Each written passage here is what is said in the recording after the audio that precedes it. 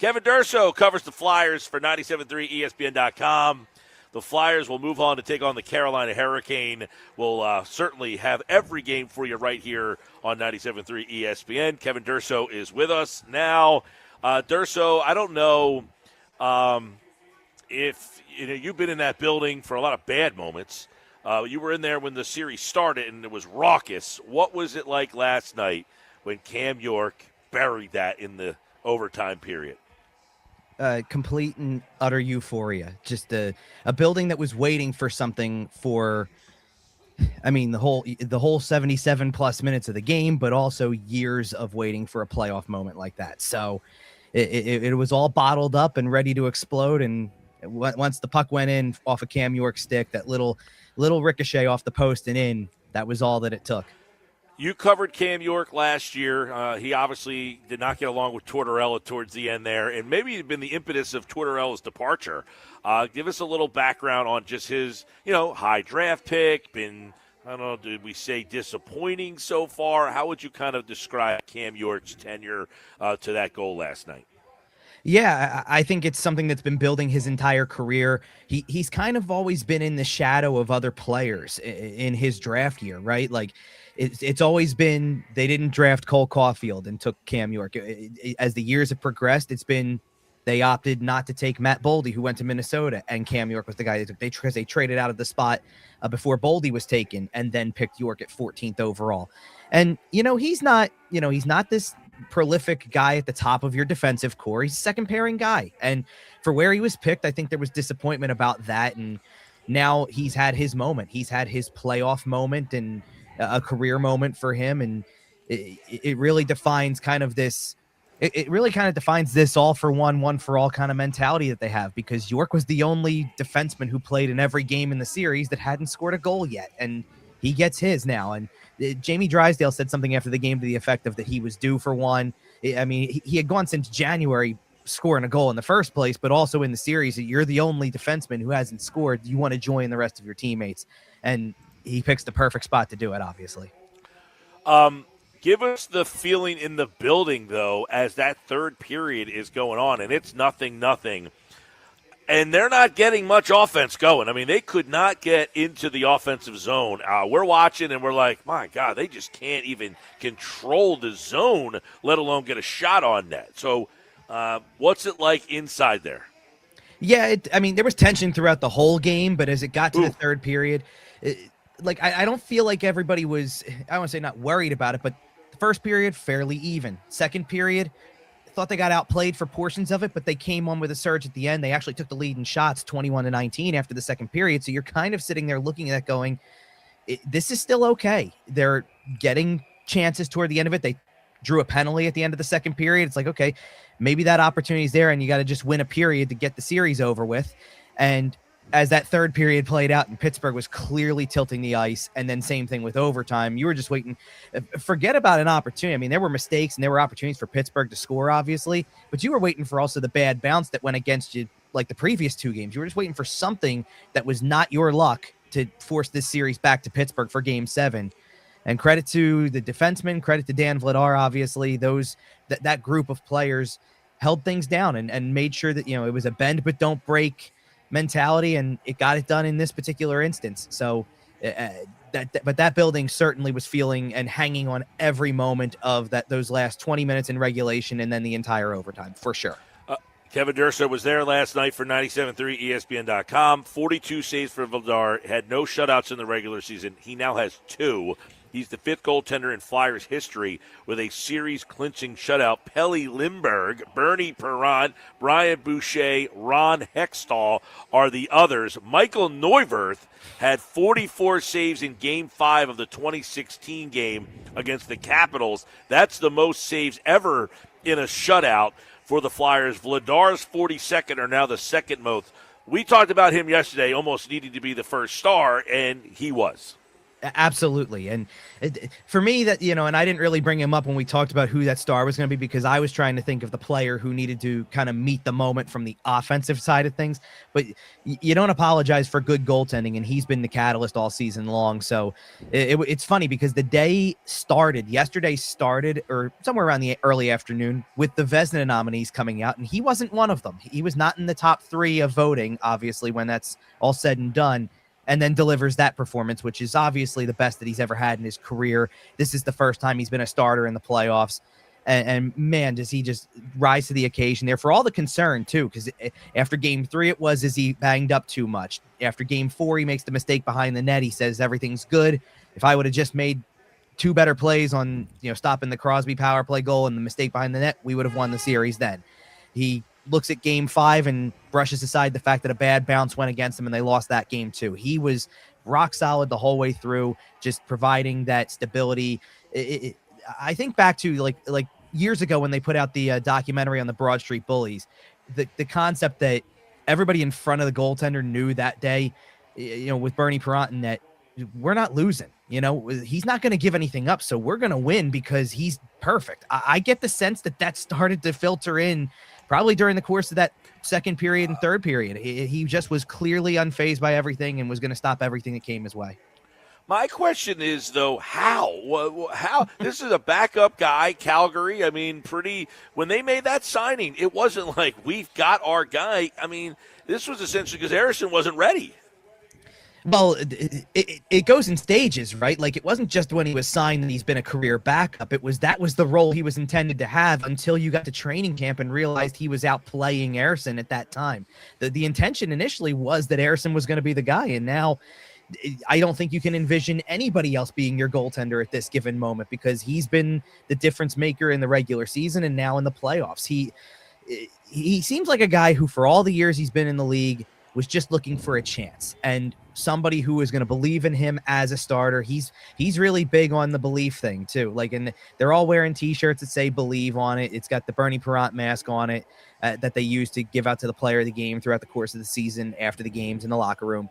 And he's a big believer of that having that belief both in himself and to calm everybody down. He's constantly this guy who's going over to the bench during the game, telling the rest of the team, we're good here. We've got this. It's not, this is not out of our control yet. It's not out of hand. We can still find a way to do things with this.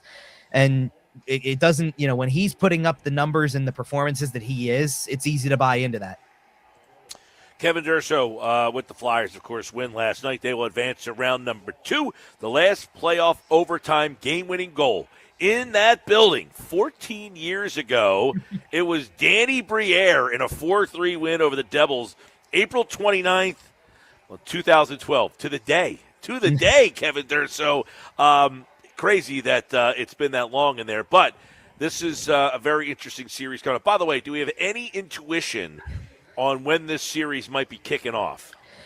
So far, I do want to get to the Danny Briere thing for a second, too, because I have a funny story about that, or at least from my perspective. But Rick Tocchet spoke at about noon today and said they have no idea when their next game is at the moment. So they're waiting to find out as well. So don't hang on anything for right now. I think a lot of this depends on the results of the games tonight around the league and trying to sort out these other series. I did hear, I thought Keith Jones did say that the earliest would be Saturday. There were rumors of Saturday floating around. I'm sure that you could go any day after that as well.